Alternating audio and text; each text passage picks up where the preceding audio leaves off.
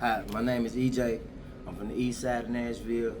I'm a new breed, BGN, and I'm coming to you from Tales from Behind the Fence.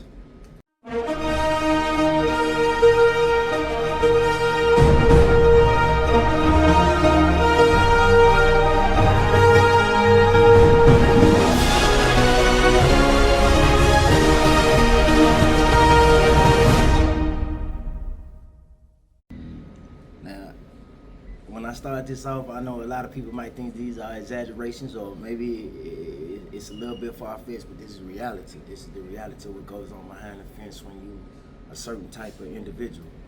You know, it's a day-to-day basis. It's like the only thing I can relate to being in prison is like going to war, being in the military. You know what I'm saying? It's structured on a different basis. It's like a world inside of a world, and in that world you got different morals and ethics. With them ethics being said about, hey, respect goes this way. There ain't no other way for respect to be understood in here. You know what I'm saying? So when that respect is disrespected or inflicted upon, you know, certain consequences to them actions. And the story I'm gonna tell you is about one of them actions. So one day, I get the call from one of the big dudes in that joint. He's like, bro, I need you to come holler at me. I need you to take care of some business for me. And I was like, all right, big bro. You know, I know what I do, so I know what he was calling for. And he was like, big bro was like, man, hey, bro, dude owe me some money. Woo. He over your way. I know how you can, you know what I'm saying, take care of the business. I said, all right, big bro, I got you. What's up? What's the fee for me? You feel me? He tell me, he'll give it to me, and I go on about my business to accomplish the mission. I make my strolls and I do what I do, circle the block a couple of times, and I catch homies. So I get them in the cell, you know, and I learned a lot of things about being in prison. Habits, people's habits can get them messed up. So I invite them into the cell. Yeah, hey bro, you know what I'm saying? Come on, let's go get down. Ooh. Get them in there. I got everybody else in there. We in there. It's a whole session. He don't know he the session though. You feel me? So boom, me in there getting lit, boom. I penetrate, ooh. Next thing you know, as I penetrate, nigga, bow, hit him, boom. We in there get the stomp, I stretch him out, boom. Yeah, man, you know, you and this right here ain't no hand laid, this paid. This just lets you know, get that shit straight. You feel me? You know what I'm saying? It could have been a lot worse with me, because when they gotta call me, you know, really fucked up, because I ain't even trying to come out like that. You feel me? So that's how it happened to him. You feel me? And I learned from that lesson, man. Don't let your habits, man, get you messed up. Real talk. Elaborate to these folks what they mean by hands laid, dead paid. You know, in prison, man, you know, it's a bartering system for the most part. You know what I'm saying? A major economic shift on from the world. But, you know, just like in the world, you can get loans, you can get credit, you feel me? But if you don't pay that credit, you know, it's multiple ways for people to get their debts paid, you know what I'm saying? And the usual way is for you to get cracked upside the head, you know what I'm saying? You know, hand laid, if I gotta put my hands on you, that means debt paid. But some people don't, you know, the new generation, they ain't going out there, you know. They stretch you out and you still gotta pay. Yeah, you still gotta pay. And it's people like, I ain't gonna say like me now, you know what I'm saying? But people that's in there like that, yeah, just, you know, they known for stepping. And that's what they do, you know what I'm saying? And I'm one of the people that I tell them all the time, hey, bro, if I gotta come get you, bro, you done did something wrong for real, because they know how I'm coming. You know what I'm saying? So, you know, I ain't no low level, just smacker around it. You feel me? I only do things for the big hitters. You feel me? I'm the big hitters hitter. You hear me? So with that being said, that hand laid, dead pay, that shit serious, man. That shit serious. You don't ever want to be the one, especially, and it don't matter if you're a peon, a gang member, or none of that. No matter about none of that. That ain't saving you. A lot of people think when they go to prison, you a gang member, that's gonna save you. It's not gonna save you. It's actually gonna make it worse for you, because now you got a blueprint you gotta move by. You know what I'm saying? And I grew up around gang bangers, you know what I'm saying? Rolling 40s, 60s, you feel me? 5 deuces, 9 8s. I'm from the east side of Cali, you feel me? So with that being said, I done seen a lot of dudes I grew up with was gang bangers. I had gang members slinging that. I ain't getting there and think it's a whole different way and get crossed out because they don't know how to politic. And that ties into another thing about hand laid, dead paid. I was gonna go into the politics. So since you already led into it, explain to these folks about the politics within the state penal system. Now, see, thing about the state that's different from the federal penitentiary system, money controls the sway, or should I say, drugs / money, which they correlate. Drugs equal money, money equal drugs. That controls the sway in the state penitentiary. If you got all the money, you got all the drugs, you got the sway for the most part. Now, there's some people like finessers like me or other people that can move in between them lines, and that's cool, but that's come with the politicking, because guess what? I learned when you got all the sway, you got all the problems too. You got to deal with the problems. You got to handle that wax. You got to take care of it. It's a lot of big homies in there be like, man, be washing their hands with their homies, because niggas don't be, you know what I'm saying, know how to handle the sway. You know what I'm saying? They think because they got a little status or something that makes you a leader. No, that don't make you a leader. You think because you can fight that makes you legit. No, that don't make you legit. Because guess what? You can't be no 15, nigga. Trust me, I know, I done did. You can't be no 15 niggas, man. You feel me? Right or wrong. Elaborate on how some of these guys who do got the status feel like since they up status that they don't gotta lead by that example no more. And excuse me, that's how that happens. You know what I'm saying? That's how the young homies, the little homies get lost, or little brothers or whatever they is, they get lost, because I ain't gonna lie, it's a lot of older brothers that get tired, bruh.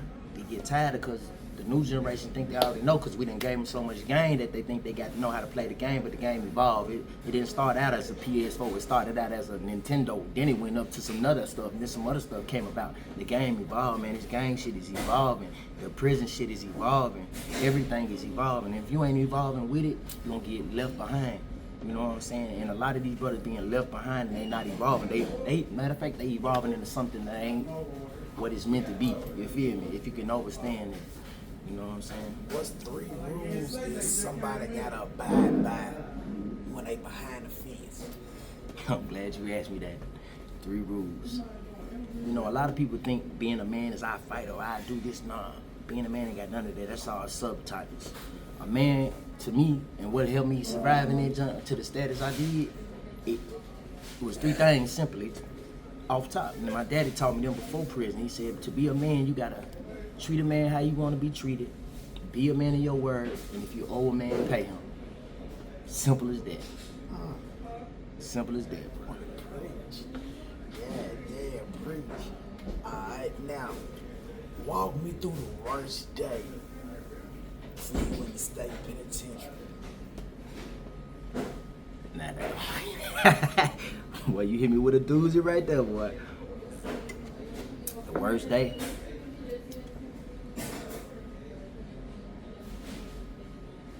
Worst day is finding out my little cousin shot her daddy in the head and she was pregnant and got locked up. Like, that was just like, I felt like I failed, you feel me? Like, I let people down. I was supposed to be down big cousin. I'm the oldest cousin on my side, and, you know, that was the worst day ever, because it was like, nigga, if you were there, like, you can't always say that. You know, just to anybody inside or out right now, you can't say if you was there, things would have been different. You gotta help deal with that. Like, I'm getting emotional right now thinking about that, bro. But you know, you can't guilt, regret. It ain't gonna be progressive, bro. That shit meant to make you bitter, not better. You feel me? So I sit down and I elaborate with the folks. You feel me? The sense of helplessness that you feel when you behind the fence, and you feel like, damn, if I was there. Yeah, you gotta turn your emotions off, G. Like you gotta like be cold, like. And people don't understand the becoming cold, and then if you got a chance of being released, like how to figure out how to be uncold and turn that water back on, that emotion. But like me, I ain't gonna lie to you, G. I'm an emotional character. You feel me? Like, I don't base things off emotion, but I'm cool with my emotions. I'm aware of my emotions. You feel me? So knowing that I have to turn these things back on, and knowing I shut that shit down for 6 years, G, that's killing me, because I'm coming back out here to a world that I think I'm an overstanding person. I can adjust and adapt to anything, but I'm bringing what I learned in there to out here to try to translate these thoughts and these ideas of what I learned in there to be better.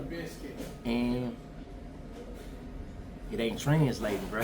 You feel me? And that's a hard process. You feel me? It's not translating. It's not translating. It makes like when you come out here and people telling you, hey, you not in jail no more. But just I can give you an example of that, bro. You know, people tell me, hey, you not in jail no more. But I'm working at a job where I was trained improperly and they want me to do things proper because they got an inspection coming. Guess what I told them? I said, man, guess what? In the penitentiary, you know, every day you're going to inspect the inspection even if they ain't coming. So you're going to be inspection ready. So guess what? If I stay ready, so I ain't got to get ready. If you would have had me ready for this job, you wouldn't be having to do all this rushing and putting stress on me to prepare me for what you was ready for.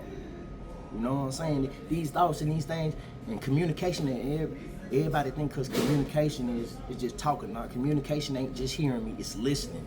It's comprehending what you intaking. It's you know what I'm saying? Communication is being willing to, even though I may not like your opinion, I'm willing to listen to it and understand where you coming from, your reasoning, because guess what? That may help me translate and communicate my reason. You may not like what, but we can get a middle ground up in this joint. Ain't everybody willing to get overstanding out here, bro? You know what I'm saying?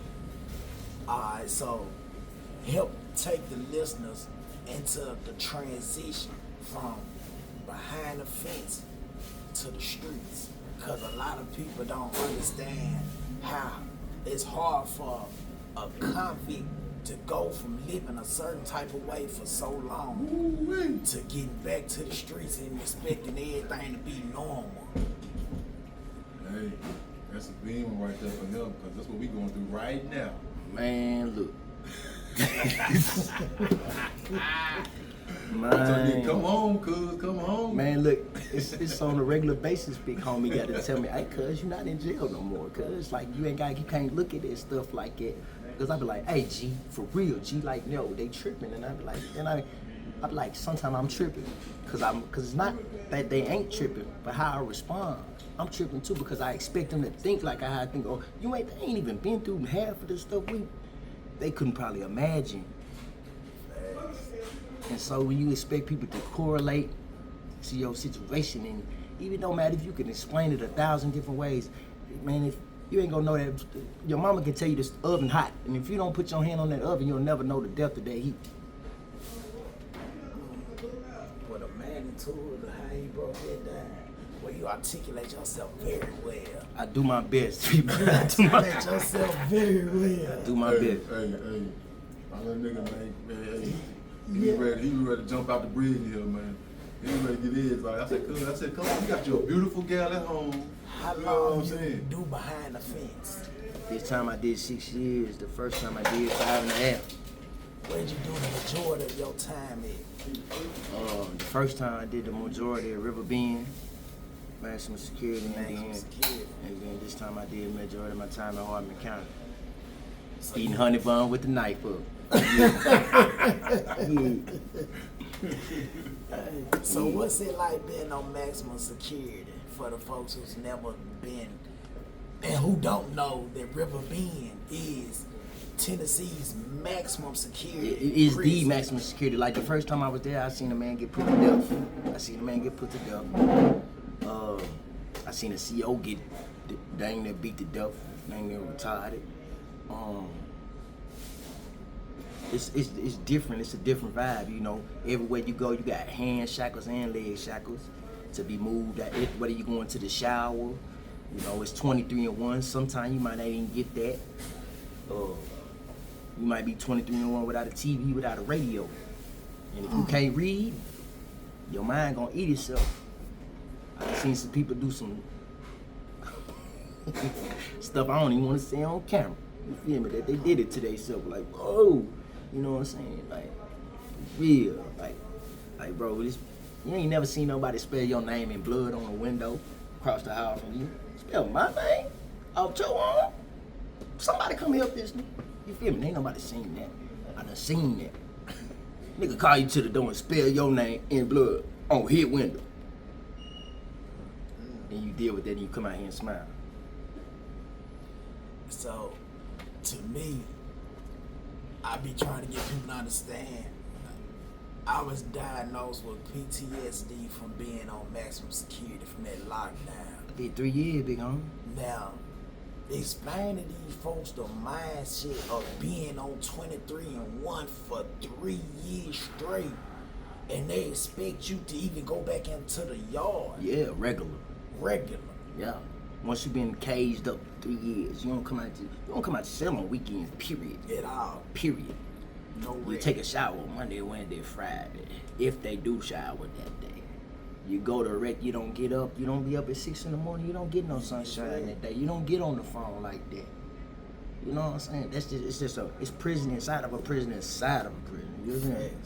You know what I'm saying? Like, you ain't know my dog, like, there's levels to it for real. Like, for real, it's like, when you on max, man, you ain't got no, your mail come through the slot, your food come through the slot. You getting fed like a dog. You ain't even get fed like a dog. You know what I'm saying? And what's it like for these? Because my main focus is the youth. Hopefully somebody say something that'll touch a youth, to keep a youth from going down that path. So my thing is, when I got locked up, the same homeboys I thugged with on the streets, I didn't see a hit from them folks while I was down. Yeah. So I thugged it with the homeboys in there. So I made that bond with the homies that I did time with. And now it's like, since I've been home, if you ain't been behind that fence with me, I don't even feel like you realize. I feel like people like my own family. I feel like they don't even, like, they want to, but we ain't got that. Like, I didn't eat Thanksgiving dinner with you in the child house for 5-6 years. I didn't have to hold that butcher and look over your back for 5-6 years. These the guys, like you, like I be on the phone, my guy be like, you talk to the, I answer, like Lito said, I answer the phone for jail niggas more than rap niggas in these streets, because I'm talking to these niggas, I'm casing because nigga, I was just there with you. I know you, I know what you going through. I know what you've been through. We thugged it together. Yeah. And the mind frame I came home with it. You ain't been behind that fence. I can't mess with you. I can't fuck with you because you don't understand the Yeah, magnitude. you gonna do something out of bounds. It's just a matter of time before you do something to cross my ethics and my moral that I didn't build a foundation on. Like, it's not. And then people like, you need to change that. I don't need to change At it. all. I don't, because it's what helped me survive and become a better person, to know what I'm doing. I'm working at KFC. I come from Pounds, from Cali, from all that, and I'm working at KFC. I ain't picked up a strap. I'm in school 5 months out, 6 months out. So I don't need to change what I learned and how I felt, because if I change that, I'm going right back to that dude that y'all don't want me to be. Yeah, good. I've been waiting. Listen, I take my hat off to you. I salute you, bro, because a lot of the guys who get on here and I've been interviewing, they don't take it as serious as how I would want them to. And it's like they get glorified instead of being honest about it. Like when I sat down with Cuz and he was honest about how the prison system was, his shit went up. And I'm like, that's what my audience, they want to know the truth on how it really is behind the fence. They don't want to hear the glorified stories. I won every fight. I did this, I did that. You never been at war. You never had to sit in the child hall and stand up and eat your child while holding a butcher. Yeah. Because you don't want a nigga to sneak you. Yeah, you know, we into it with cutting them over there and cut. You know what I'm saying? You don't know if it's the homeboys into it. You don't know. You never know. You never, and then you can't outrun the phone. So Mm-mm. you never know who don't put that call on you. You never know where it's coming from. You never been at a war, in a race war, where y'all going head to head with the errands, and it's all over a nigga skin color, or it's all over a homeboy didn't pay for a pint of liquor. Pint of liquor. He got a tattoo and didn't get a man his bread for the tattoo. Yep. And now y'all in a war that can take your life, you feel me? I done seen homeboys not making home, on the verge of going home. Rest in peace, Big O. Big O. Yeah, rest in peace, Big O. On the verge of going home and not making home. Cause he a loyal homeboy. Because he a loyal homeboy. And a lot of these folks, they take it for granted. I was gonna mess with Big O. And that's why I'm pushing the behind the fence, because I want a motherfucker to understand it, man. You feel me? This why they say you not in prison no more, so you need to move on. But I stayed mentally there, so I know not to go back there physically. Yo. I keep a pair of work boots at my house If I worked in the penitentiary for 17 cents an hour, Yeah. I can come out here and work for that $12, $13 an hour. $13 and make it and be satisfied, bro. I gotta do what I gotta do to not be, yeah. Cause what if you go back and don't come back out? Yeah. What if you go back and lose mama and lose? You know what I'm saying? That hurt. That's a hurt that you even if it's somebody you ain't close to, just losing somebody and you can't be there for the people you are close to, the people you feel like you're supposed to. Yeah, they don't want to feel it. I'd rather go on get in the game fight or something. You know what I'm saying? I'd rather go on knuckle up sometime and feel that emotional pain, bro. And see, you never know what the next man going through in the penitentiary. So, just because you feel straight today, don't mean that man who's sleeping in the cell next to you didn't just lose a loved one and he on one that day. You feel me? And it's a problem. A look can cause you to him. lose your life. You feel me? And Trigger him. Yeah. And it don't even be for you. It just he couldn't handle it right then. He couldn't handle it right then. Or you done had to do something to him because he couldn't handle it right then. You didn't even mean for it. Accident, you sprang on him, he slip and fall and break his neck. You got a life sentence. Life sentence behind a fight. Behind a fight. You hit a nigga too hard, he hit his head against one of them bunks or something. Now he done died, and now you gotta go do a 10 ball on max. And motherfucking, you got a life sentence behind a physical altercation. Behind the fence. But I ain't gonna hold you up too much longer. Tell these folks who you is again, where they can find you, your social medias. Yeah, man, I'm EJ. I'm from the east side of Cadville. Trev Gano, to those who know. Elite Hard Body. That's the social media. ELEET Hard Body. IG, Facebook, Thread, whatever you want. I'm in there somewhere. You know what I'm saying? Come find me. I'll holler at you. And you will definitely be back on Behind the Fence. Most definitely. Chip.